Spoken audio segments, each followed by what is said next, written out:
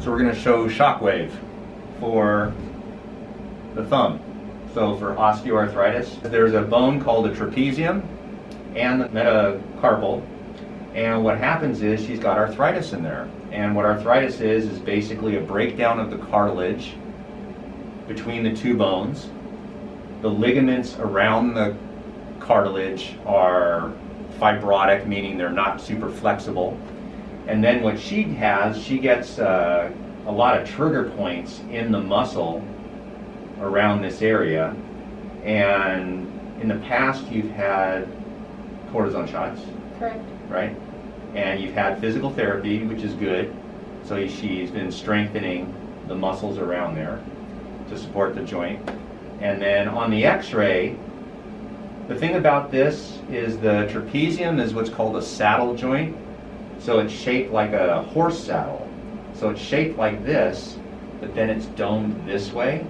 So the metacarpal can slide like this or slide like that. That's what gives us our thumb so much movement. So with her in particular, she has trouble adducting the thumb. You get the pain right here. Yes. And usually that indicates that there's the ligaments on this side are super fibrotic. So I'm not going to just do shockwave, I'm going to do some other stuff to try to get that ligament to stretch a little bit so she'd have greater ability, or at least we can sustain the adduction of the thumb. So the shockwave does not hurt too much. But people ask, do I need anesthesia? Do I need, medication? The answer is no. You could do this. This is what they call an outpatient type of treatment. And we just apply some ultrasound gel. And then this is the machine. So what we're doing is you could change a lot of factors here with this. We're going to use a small head so we can be very specific on her thumb. And we've been slowly over time kind of increasing the numbers. So the frequency and how much energy is used is going to let us know kind of some factors, almost like when you give someone a drug, how many cc's of cortisone you're going to give them, that type of thing. So you can monitor it so it's at least comfortable for the patient, but you don't want it too comfortable. You want to be creating some type of therapeutic effect. So this is what we've found that's been working for her. And so we're going to get started. So what this does is it creates a little bit of micro trauma to the area of the arthritis, such that then the body knows, hey, I want to put healing energy into there. And it also softens the fibrosis of the ligaments and can sometimes help stimulate the body to produce new cells. So it can become fairly loud. But as you can see, the patient and the doctor are both smiling, so it can't be that painless. That's the joke because we're wearing masks. Nobody knows if you're smiling or not.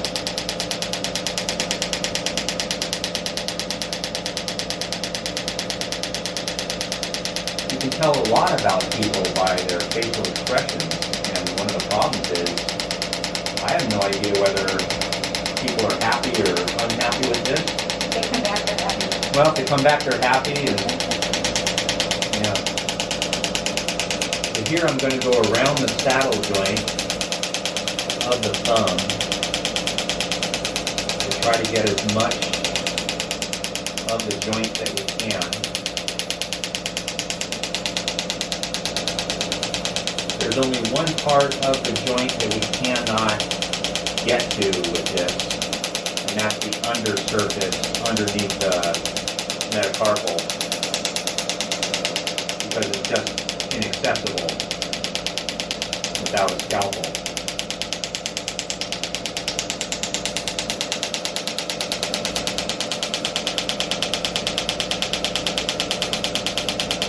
So there's two ways, I'll say this. There's two ways you could develop this problem if you're watching the channel and wondering, how do I get these things? The first way is a trauma to the joint and then time. So if you had an injury to the joint, an old sports injury or a car accident to the thumb, and then it was damaged beyond repair, and then you waited 10, 20 years, that's one way to develop osteoarthritis of this. The more common way is through a micro trauma repeated many times, and that's probably what happened in your case.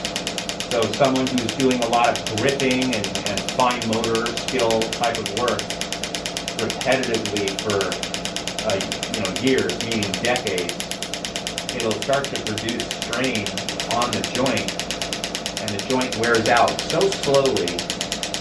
But once it goes above a threshold, the patient will really start to notice a lot of limitations and pain.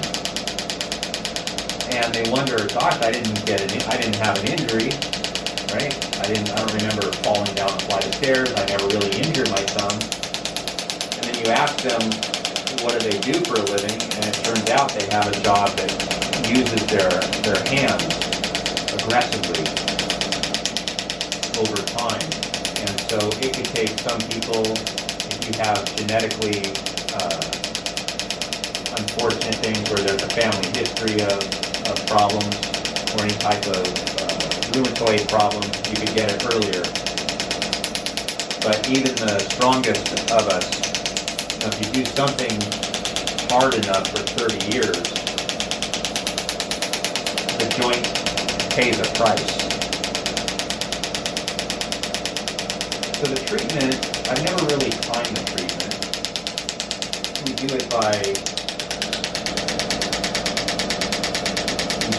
how many currents it is. So I think the treatment probably takes about 5 minutes of doing this. And tell me if I'm wrong, but if you do it right, the patient will not be too uncomfortable, but a wee bit uncomfortable during the treatment. And then afterwards, there's kind of almost a numbing effect a little bit. Does it ever feel like it's been beat up a little, or it's like numb or no? It feels better after the treatment. So it feels better after the treatment. And then the next day, it's a little bit sore.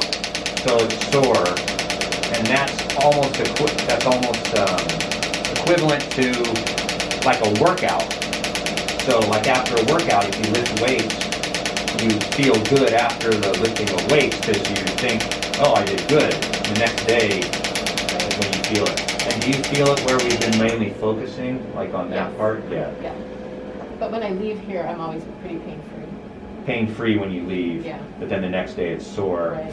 And the goal of this is to have a cumulative effect. So with each treatment, or each couple treatments, we should hope that over time she should have better range of motion, or at least maintain what she's got. And also over time, we're hoping for less pain so that she could live her life. So what I'm doing now is I'm just using nothing spectacular, just a Curel hand lotion.